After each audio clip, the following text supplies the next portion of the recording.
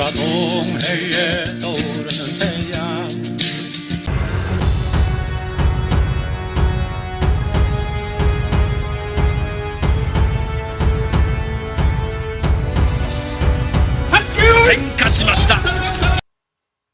여기 보면은 조선, 카라사르, 홀본, 옛날 졸본부여 앞에 분 홀본이죠.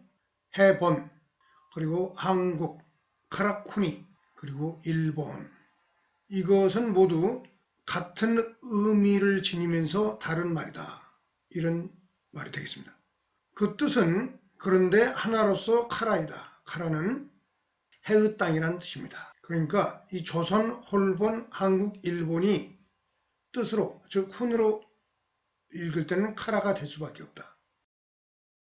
그래서 그러면 산동반도의 그 드라비다어 계통의 난어를 1인칭 대명사, 2인칭 대명사를 난어를 쓰는 족속은 어떻게 쫓겨나느냐. 그것은 주나라가 서면서 그 봉토를 강태공에게 주문왕이 준 결과 이런 일이 벌어집니다. 여기 보면 강태공이 납시지라고 있는데 주문왕이 찾아왔죠. 이렇게 해서 강태공이 때를 기다려서 제나라 지역에 왕으로 봉해지는 거예요. 그리고 여기 보면 강태공의 제나라 건국과 동의 정벌 상상도 거기 나오죠. 그러니까 주무왕이 은나라를 무너뜨린 후에 새로운 봉건 질서를 확립하는 과정에서 광대한 영토를 효율적으로 통치하기 위해서 공신들에게 땅을 나누어 주었다. 강태공은 주나라 건국 후 1등 공신으로 전략적 요충지인, 전략적 요충지가 왜 전략적 요충지예요? 그 동쪽에 강대한 적대 세력이 존재했다 이거죠. 그 적대 세력이 산동반도 지역을 봉업으로 주었다. 그렇죠. 산동반도보다 약간 서쪽에 있는 게 제나라다 이거죠. 그리고 봉업을 주고는 그 지역에 이제 토착 드라비다어 계통의 난어를 인칭 대명사로 쓰는 족속들을 동화 내지는 축출하는 거예요. 그걸 마무리한 사람이 이 강태공이다. 한국인에게 있어서는 강태공이 반가운 사람이에요? 좋은 사람이에요? 좀 불편한 사람이에요? 알고 보면 불편한 사람이죠. 강태공은 한국인을 쫓아낸 사람이다. 중원 산동반도에서 쫓아낸 사람. 그 맥족이죠. 그네들이. 전쟁의 양상, 병법을 활용하고 공선정도 정복도 하고 또 문화적 통합을 해요. 무력 정복과 더불어 강태공은 해산물과 상공업을 장려하는 등 지역 자원을 활용한 실용적인 통치 방식으로 백성들의 지지를 얻고 나라를 부강하게 만들었다. 이는 동이족과 갈등을 줄이고 문화적으로는 통합하는 데 기여했을 것이다. 이렇게 해서 주나라 건국 이후에 강태공 이후에, 그러니까 BC 10세기 정도 되면은 중원에서 완전히 시노티베트 언어를 쓰는 하족이 승리를 거두게 되는 것입니다. 거기서 이제 그 이후가 중국사라고 봐야 돼요. 그 전은 한국인과 중국인이 공생관계에 있었던 역사. 한국인들은 중국 본토에서 쫓겨난 사람들. 그러나 자기들의 비슷한 집단이 이미 한반도와 만주에 있었다. 아까 제도에서 원시 신석 때부터 밀고 올라와가지고 인더스 드라비다 문명을 유라시아 동쪽에 퍼뜨렸다. 그래서 중국어가 티베트어라 보면은 나너 드라비다 인칭 대명사하고 좀 다르잖아요. 니도 많이 안 써요. 중국 한어는 니를 쓰는데 저 서쪽에 있는 티베트어는 2인칭 대명사가 전혀 다릅니다. 니가 아니에요. 중국어는 니를 쓰죠. 1인칭 대명사는 워를 쓰고 워는 응아가 번화한 것이다. 아까 얘기했죠. 응아는 어디서 나왔다? 나가 송조를 만났을 때, 시노티베트어를 만났을 때 그 언어 간섭에 의해 가지고 음이 변한 것이다. 결국은 뭐냐면 그 뿌리는 인도 드라비다어 나 너다 이거네. 그러니까 드라비다어는 중국 문명의 근원은 인도 드라비다어라는 말이 맞게 되는 거예요. 그러니까 중국 문명이 그 일찍 만들어진 문명이 아니에요. 중화 문명이. 동이 축출 역사 단계별로 정리를 좀 제가 해봤는데요. 보면은 초기 무왕 때 아까 강태공을 봉해갖고 했다 했잖아요. 중기 성왕 때, 그러니까 주나라 중기 성왕 이후에 서주시대에 또 점진적인 동화 정책을 펼쳐요. 레이를 쭉 몰아내죠. 후기 춘추 시대가 되면은 기원전 700년, 700몇 년, 770년, 한 8세기 완전한 흡수 통화를 함으로써 그러니까 기원전 6세기, 5세기 되면 완전히 이제 그 하족화되는 거죠. 완전히 이제 언어적으로 소멸했다. 중국인 현재 한족이 됐다. 한족은 아니냐, 하족이 됐다 이렇게 보는 거예요. 이렇게 주나라 때에 이런 세 단계에 걸쳐서 완전히 산동반도의 동의가 축출당하게 되는 것입니다. 한국인들이 여기서 완전히 몰락가는 거죠. 중원 대륙에서. 그리고 그 아까 망했던 상나라의 자녀 세력, 그 다음에 산동반도의 자녀 세력이 북방으로 이동하면서 알타이와 결합하고 또 이미 그 지역에 부분적으로 한반도랄지 바다 쪽에 환발해권 문명에 퍼졌던 자기 동족 세력과 비슷한 세력과 함께 아사살카라 문명의 중심권을 만주 서부와 한반도로 옮겨오게 되면서 한국의 고대 국가가 이제 출현하게 되는 것입니다. 부여적이 남하면서 그리고 그네들은 그 나너를 쓰던 인칭대명사 나너, 드라비다오 나너를 쓰던 족속이었고 그 다음에 아이들의 놀이 문화도 인도 드라비다오족과 비슷한 그런 족속이었다 이렇게 보면 되는 것입니다. 그리고 이제 한국어에 보면은 이런 식으로 중국 하족들하고 섞어 살면서 접촉이 있었기 때문에 한국어의 또 조사를 보면 아까 몽골어 조사가 한국어에 들어온 면을 볼 수 있었는데 여기에 보면은 중국어 조사도 한국어에 들어와 있어요. 예를 들면 이런 거 청유, 제한, 추측, 가벼운 명령을 할 때 뭐뭐 하자. 이게 뭐냐면 우리말로 가봐 그러잖아요. 가봐. 너 가봐. 이리 와봐. 가봐 할 때 봐. 청유형으로 쓰잖아요. 중국 사람도 똑같이 써요. 이게 뭐냐면 요거는 뭐냐면은 한국인들이 중국의 산동반도 지역이랄지 중원에 있을 때 그 시노 티베트와 결합하는 과정에서 원래 갖고 있었는지 아니면은 접촉이 있었는지 거기서 형성된 말이에요. 그래서 우리의 가봐 중국말에는 쪼봐 우리는 가봐 봐 할 때 봐 청유형. 이건 니는 뭐냐면은 우리말에 있어요. 나는 할 때 중국말로 너 그러면은 주격 조사가 아니고 어기 조사인데 중국하고 우리는 문법이 다른데 근데 그게 위치가 우리의 주격 조사 위치하고 비슷해요. 내가 할 때 가하고 위치가 비슷하다 이거죠. 는도 쓴다 이 말은.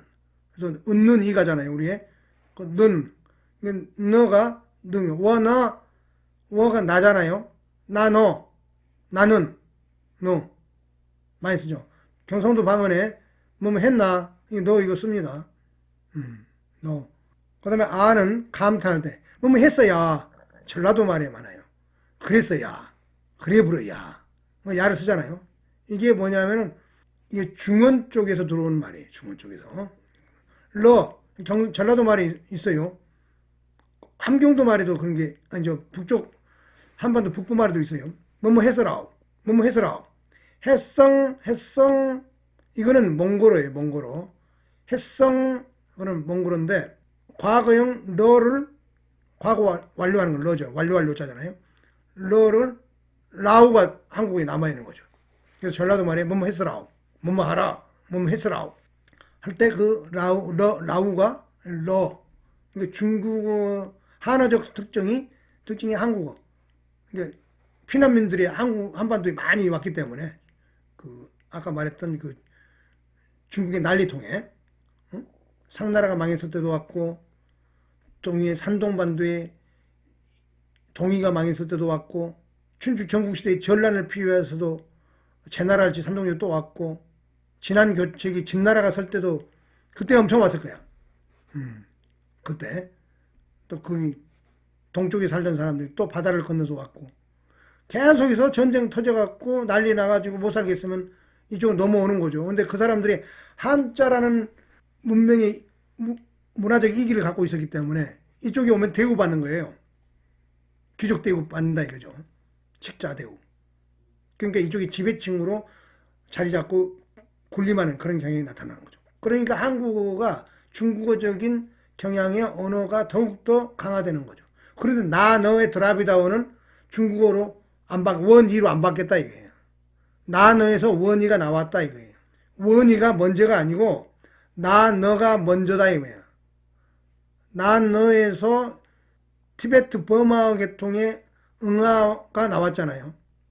근데 그 2인칭 대명사를 안 써요. 거의 티베트 버마 계통에 티베트를 할 때 부탄을 할 때 가면은 2인칭 대명사가 아니에요. 이가 아니란 얘기예요. 응아만 써 1인칭. 나가 변한 거. 그리고 중국어는 응아가 한번 변한 거 워를 쓰죠. 나를 안 써. 근데 니는 써. 니는. 그러면 니는 어디서 왔느냐? 인도 티베트 시노 티베트어의 니를 서쪽으로 안 쓰는데 드라비다어가 동쪽 동이에서 온 거예요. 동쪽 산동반도 지역에 이 사람들이 니를 쓰고 있는 거예요. 나 니를 쓰는데 이것이 송조어가 결합하면서 서쪽에서처럼 응아처럼 워로 바뀌는 거. 워. 그래서 중국어에 드라비다어의 1인칭 2인칭의 변형태인 워니가 된 거예요. 중국어는. 한어는. 우리는 드라비다 정통 나 너를 그대로 갖고 만주와 한반도에 살고 그 영향에서 일본까지 기층 민중 언어를 만들어 주면서 아사달 카라 문명의 핵심의 언어적 유전자를 계속 이어왔다. 이렇게 볼 수 있는 것입니다. 근데 왜 이런 얘기를 할 수 있는 어떤 논리적 배경이 뭐냐? 그건 뭐 이런 거예요. 고대 문명의 발생 비교표라고 되어 있는데요. 잘 보면 재밌는 겁니다. 가장 빠른 게 발생 시기가 메소포타미아 문명이요. 3,500년 전. 그러니까 2000년 더하면 5,500년 전이죠. 기후의 그 홀로체성기, 우리로 말하면 홍산문화 시기, 그러니까 기원 지금부터 8,000년에서 5,000년 전 사이, 이게 무지 따뜻한 때잖아요. 홍산문화 요소 지역이 농경이 가능했고, 몽골 초원에 비가 있고 농사가 가능했던 지금하고 기원. 그 다음에 해수면이 10m 높았던 시기. 그것이 끝나고 지금부터 5,000년 전쯤에 지구가 추워져 가지고 해수면이 10m 내려가고 동아시아의 북태평양 저기압이 태풍 열대 몬순을 밀고 올라와서 만주 또는 몽골 초원 바로 턱까지 밀어붙였던 그런 시대가 끝나고 이제 한반도 남부나 중부에서 그 태풍이 수명을 다하는 요즘 시대 비슷한 그런 시대로 전개됨으로 인해 가지고 이 빙하기 이후에 홀로세 최성기의 유라시아 초원벨트 북쪽 한참 거의 북극까지 확장되었던 인류가 추위의 압박을 견디지 못하고 남쪽으로 인구 압력을 가하면서 그리고 유라시아 초원이 척박해져요. 그러면서 유목민족 세력이 농경민족을 공격하는 그런 유목세계와 농경 세력 간의 전쟁의 역사가 그뒤부터 한 5,000년간 펼쳐지는데 그게 바로 국가의 출현과 전쟁의 역사인 겁니다. 그전에는 그렇게 전쟁이 많지 않았어요. 바로 그 시대를 배경으로 해서 문명이 곳곳에 만들어지는데 그게 바로 5,500년 전 메소포타미아가 가장 빨랐죠. 인더스 문명은 3,300년이라고 나와요. 그러니까 알라머를 쓰던 사람들이 동쪽으로 온 게 드라비다 문명, 인도 드라비다족이라고 보는 경향이 있는 사람도 있는데 그 사람들이 만든 게 인더스 문명이라고 보는 거죠. 근데 반대로 그게 아닐 수 있어요. 왜 그러냐? 인도가 유라시아의 빙하기 때부터 인구가 많이 살던 지역, 살기가 좋았던 지역이고 해로가 잘 발달된 지역이었기 때문에 인도 대륙을 중심으로 동쪽으로 가도 서쪽으로 가도 그 중심 위치에서 대단히 위치가 좋은 위치에 있었기 때문에 그러니까 서쪽으로 인류가 이동해놓은 경로상에서 먼저 있었던 지역이 메소포타미아 지역이긴 하지만은 기후 변화와 척박성의 어떤 변모 그런 성격은 인도 남부가 덜했다. 그래서 인더스 문명의 이 인도 드라비다 계통의 민족이 서쪽으로 와서 메소포타미아 티그리스 유프라텍스 강 하류에서 수메르 문명을 만들었을 가능성이 있어요. 왜냐하면 수메르어가 교차어이고 드라비다어가 교차어이니까. 그리고 동쪽으로는 와가지고 아사달 카라 문명을 지금까지 얘기했듯이 그렇게 만들어놨다. 그럼 그렇게 보면은 인더스 문명이 인류 문명의 요람이다라고 말할 수 있다 이거죠. 근데 그렇게 오늘도 기원전 4700년에서 이건 더 빨라. 기원전 2900년에 홍산 문화가 있었다고 그래. 그 전부터 홍산 지역에는 요하 문명이 있었다고 하고. 즉 홀로스 최성기 때. 그런데 그 온대의 북방 한계성이죠. 이게 추워지면은 거기가 금방 척박해지고 그 세력이 남쪽으로 밀리면서 특히 유목 세력과의 충돌 과정에 그 과정에 이제 그 지역에 들어선 세력이 탱그리칸 당군 세력인 거죠. 그래서 제가 하가점 하층 문화보다는 하가점은 그 지역에 똑같이 문명이 서는데 세력이 권력 집단이 생기는데 하가점 상층이 어쩌면 당군일 수 있다. 당군 세력일 수 있다 이거죠. 같은 지역인데. 그리고 하가점 하층은 기장농업 집단의 성격이 강했는데 그 지역이 척박해지고 망하니까 남쪽으로 내려와서 상나라를 만든다 이거죠. 하여튼 어떻게 되든 간에 이 굉장히 빠릅니다. 이렇게. 그런데 이번 황하 문명은 일반적으로 기원전 2000년경에 청동기가 시작되면서 이게 뭐예요? 하나라 말기, 상나라가 서기 전. 2000년이면 엄청 느린 거예요. 그러니까 인더스 문명보다도 2300년 차이가, 1300년 차이가 나요. 엄청난 차이죠. 그러니까 이 황하 문명이 자리 잡고 제대로 문명이 들어서기 전 1300년 동안에 인도스 문명은 선진 문명이었다는 거예요. 이 문명이 1300년 시차를 두고 동쪽으로 북쪽으로 팽창하면서 버마어, 티베트어에 응을 심고 그들의 문법도 SOV 한국어와 같은 표착어로적 성격을 심고 기본적으로는 성조 시노티베트어이면서도 그런 식으로 인더스 문명의 씨앗을 곳곳에 뿌려댔다 이 말이에요.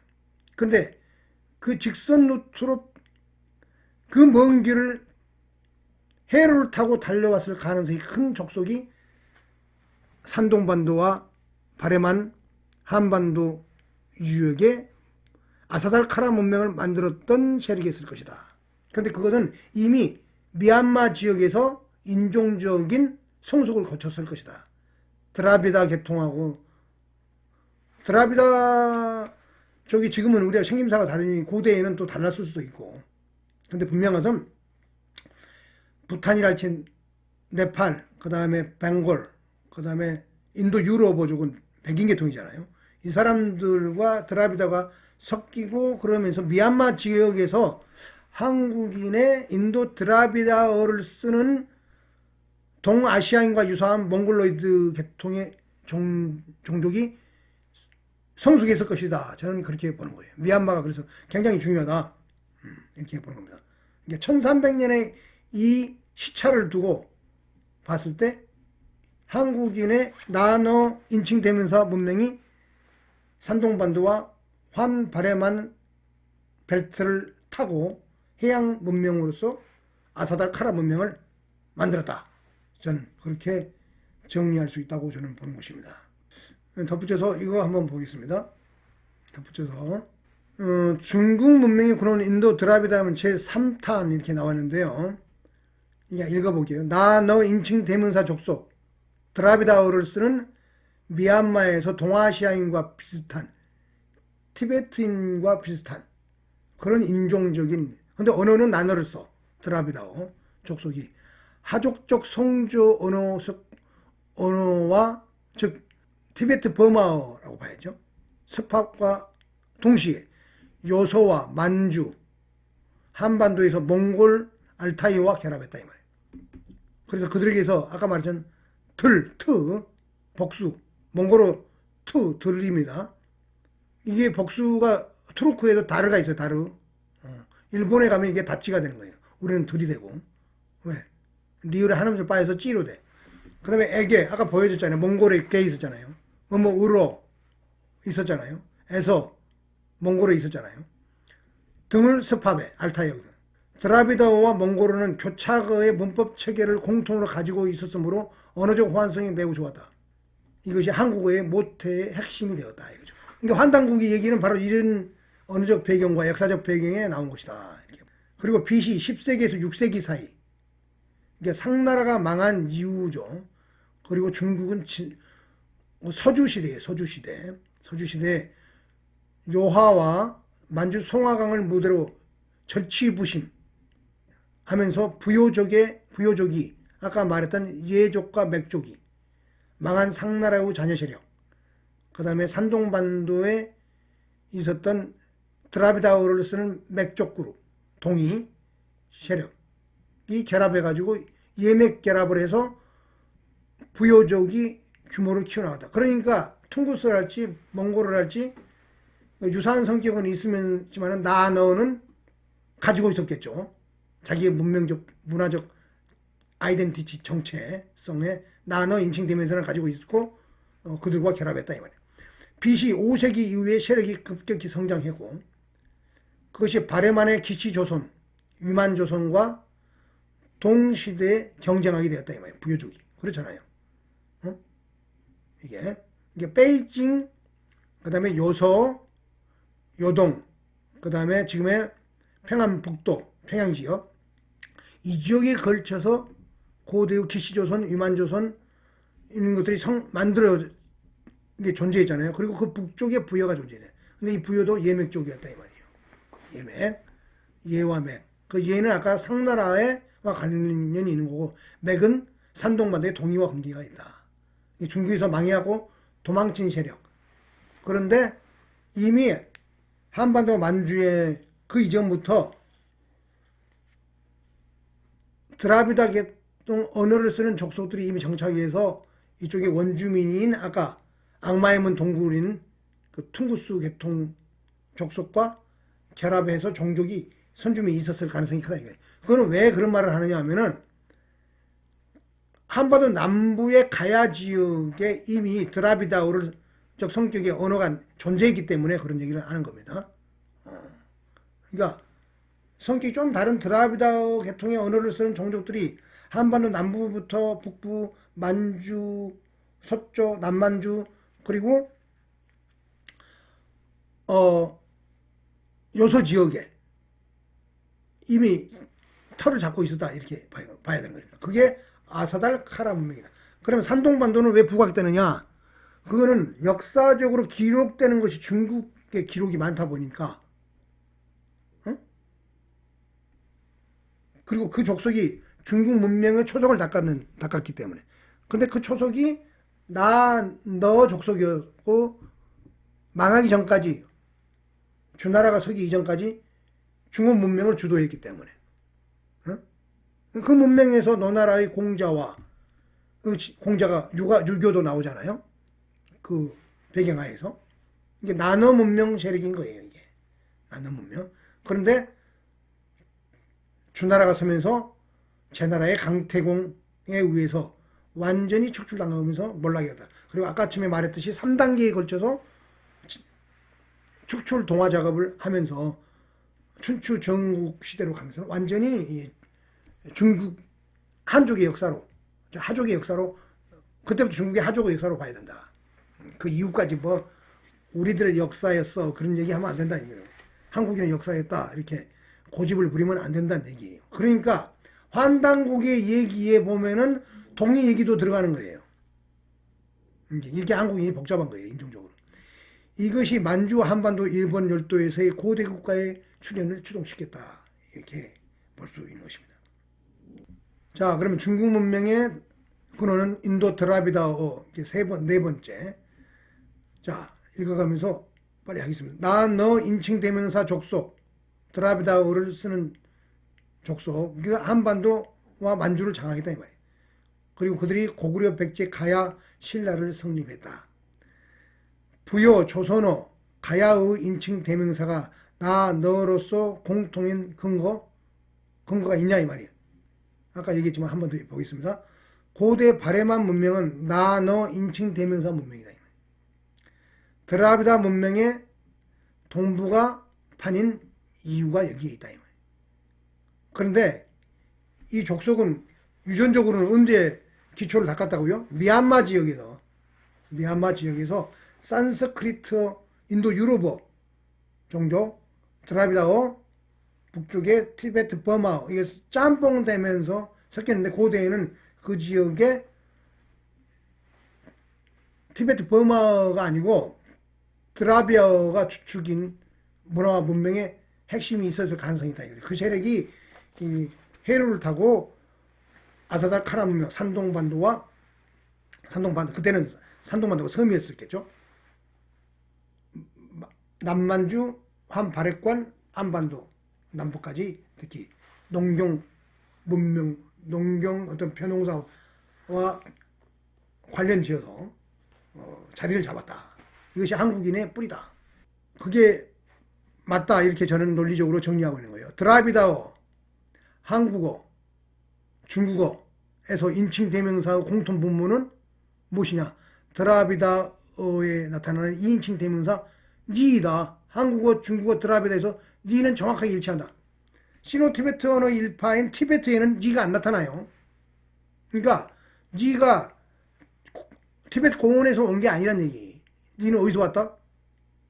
산동반도 지역에서 기층 선진 문화, 동이 문화에서 중국어로, 즉 한어로 들어간 것이다. 동화되면서. 그러나 드라비다어 한국어는 1인칭에서 나로서 정확하게 일치한다 이 말이에요. 일치하잖아요. 그런데 한어는 워로서 다르다. 워는 어떻게 됐다? 나가 응아로 분화하고 응아의 하나가 워다. 이것은 무엇을 의미하는가? 이것은 부여 고구려의 미싱 링크 속에서 우리가 그 의미를 찾을 수 있다 이거죠. 근데 고구려가 멸망한 이후에 당에 의해서 끌려갔던 나우족, 중국 남방에 흩어진 나우족어가 고구려의 후손이라는 것이 객관적으로, 그건 뭐냐면 미얀마에 보면은 수많은 티베트 버마어족이 나우족어하고는 다른 거예요. 티베트 버마어족은 성조이면서 1인칭 대명사를 응아를 하건다. 응아. 그리고 니를 그렇게 많이 쓰지 않아요. 그런데 이 라우족은 문법도 한국어가 유사하면서 나, 너 쓰면서 이 1인칭 복수가 너희, 나흐 복수가 흐를 쓰는 게 일치해버리잖아요. 이건 고구려에 하고 정확하게 일치하는 거라고 볼 수 있어요. 그러니까 라우족은 티베트 버마계와 미얀마 인과는 다른 종족이다 얘기죠. 이거는 뭐냐면 고구려 부여 계통의 이 망해서 그쪽이 흩어지면서 이게 뭐냐면 고구려 부여가 드라비다어의 나노와 연결되는 족속이라는 것을 또 한 번 증명해 주는 것이다. 그래서 부여 고구려의 믹싱 링크로서 잃어버린 고리로서 라우어족을 지금 선정하면서 지금 논리를 전개하고 있는 것이다. 이런 얘기가 되는 것입니다.